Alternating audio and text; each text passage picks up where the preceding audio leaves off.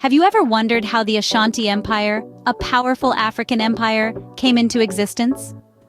This story begins in the early 18th century when a new force emerged on the African continent, the Ashanti Empire. Established in the year 1701, the empire, also known as Asante, carved out a legacy that still endures in present-day Ghana. Curiously, the name Asante translates to "because of war." This moniker is deeply rooted in the empire's origin, which was formed out of necessity to resist the dominance of the Denkira kingdom. The Ashanti people united, ready to take a stand, and from this unity, an empire was born. Centralization of power was integral to the success of the Ashanti Empire. This was achieved under the rule of the Ashanti king, who commanded respect and loyalty from his subjects. The king was not just a political figure, but also a spiritual one, symbolizing the unity and strength of the Ashanti people. One cannot talk about the Ashanti Empire without mentioning the golden stool. This was not just a piece of furniture, but a symbol of unity for the Ashanti people. It represented their spirit, their soul, and their very existence.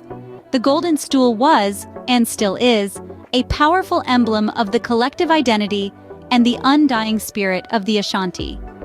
The Ashanti Empire was not a force that grew overnight. Its rise to power was a complex interplay of diplomacy and warfare. The Ashanti knew when to extend the olive branch and when to unsheathe the sword. This strategic balance of negotiation and conflict was key in their successful expansion. Thus, the Ashanti Empire, through a mix of diplomacy and warfare, expanded its influence far and wide. It was an empire born out of resistance, unified under a singular leader, and symbolized by a golden emblem. As we will see in the next scenes, the Ashanti Empire had a profound impact on the region's history, leaving a legacy that is still palpable today. Now imagine a time when the Ashanti Empire was at the height of its power. The Ashanti Empire in its golden age was a spectacle to behold.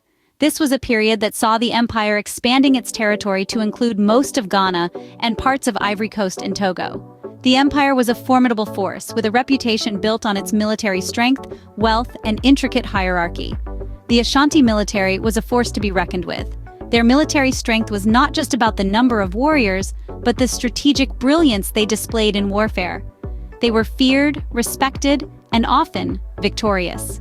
But the empire wasn't just about military might.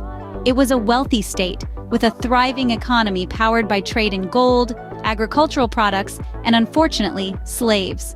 The Ashanti Empire sat on vast gold resources, which made it a key player in the global gold trade. It was a symbol of prosperity and wealth, glittering in the African sun. The architecture of the Ashanti Empire was another aspect that set it apart. Buildings were designed and built with such artistic finesse and attention to detail that they were not just structures, but works of art. These architectural wonders were a testament to the skills and creativity of the Ashanti people. The Ashanti society was hierarchically structured, with the king at the top. Each position in the hierarchy had a role to play, and together, they created a well-oiled machine that was the Ashanti Empire. The culture of the Ashanti was rich and diverse. Their traditions, customs, and practices were deeply rooted in their history and beliefs. They celebrated life with colorful festivals, music, dance, and storytelling, weaving a cultural tapestry that is still admired today. But the Ashanti Empire was not just about internal growth and prosperity. It also faced external threats, particularly from the British. However, in the first two Anglo-Ashanti Wars, the empire successfully resisted British invasions, defending their land and preserving their sovereignty. Despite numerous challenges, the Ashanti Empire maintained its dominance, becoming a beacon of strength and wealth in the region. But what led to the fall of this formidable empire? The Ashanti Empire, known for its military strength and cultural wealth, fell not in a day, but over a series of devastating wars. The trigger for the empire's downfall was the Fifth Anglo-Ashanti War, a conflict that would change the course of history for the Ashanti people and their lands. This was not the first time the Ashanti had clashed with the British. The first two wars had seen the Ashanti successfully resist British invasions, their military might proving a formidable force against foreign invaders. However, as time wore on, the balance of power began to shift. In the fifth and final Anglo-Ashanti War, the British forces' advanced technology and weaponry proved overwhelming. In the year 1900, the Ashanti, under the leadership of their king, waged a fierce but ultimately futile resistance against the invading forces. The Ashanti Empire, once a beacon of wealth and power, was defeated and occupied by the British. But the fall of the Ashanti Empire did not simply signify a military defeat. It marked a fundamental change in the political and social landscape of the region. The empire became part of the Gold Coast Colony, a British colonial territory that spanned the majority of present-day Ghana.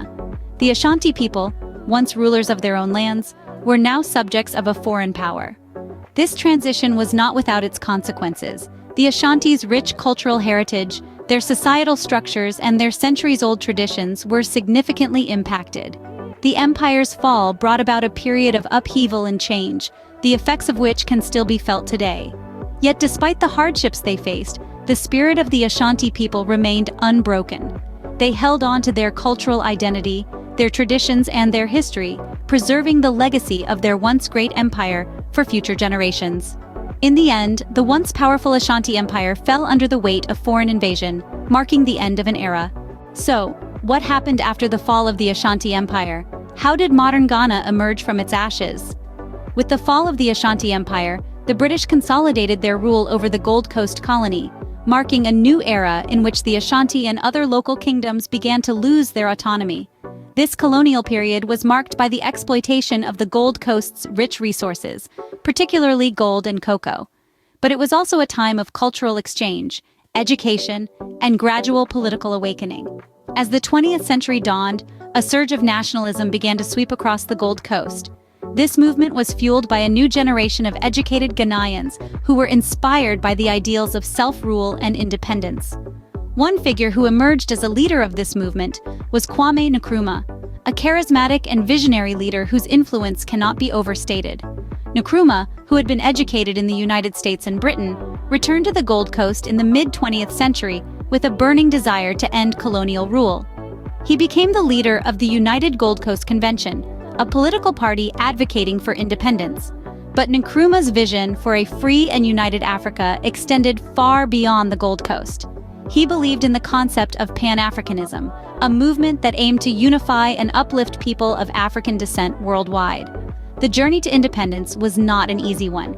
It was marked by struggle, sacrifice, and at times conflict. But through it all, the people of the Gold Coast remained steadfast in their pursuit of freedom. Their resilience finally paid off on March 6, 1957, when the Gold Coast Colony became the independent nation of Ghana, the first sub-Saharan African country to achieve this feat.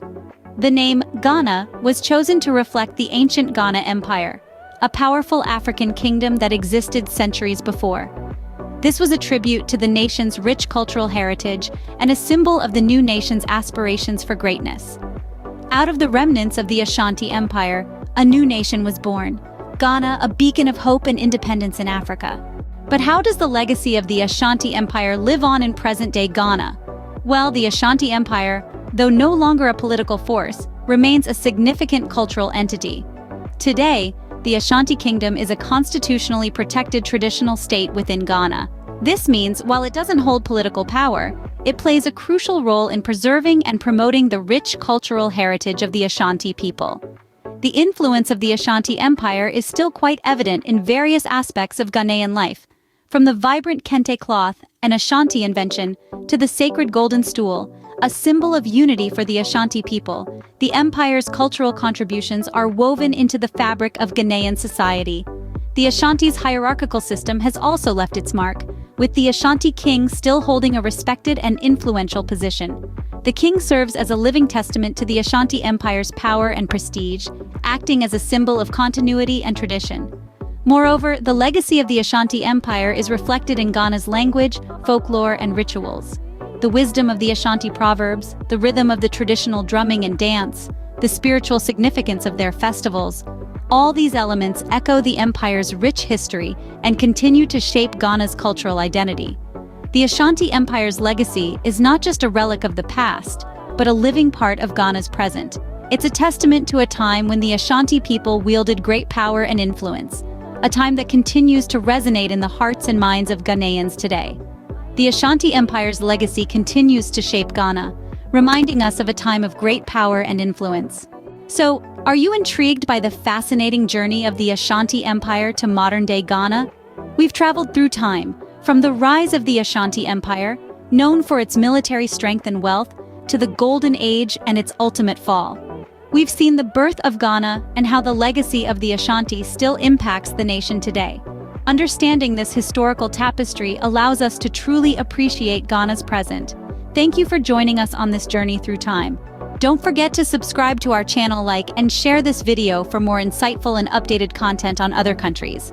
Remember, knowledge is power.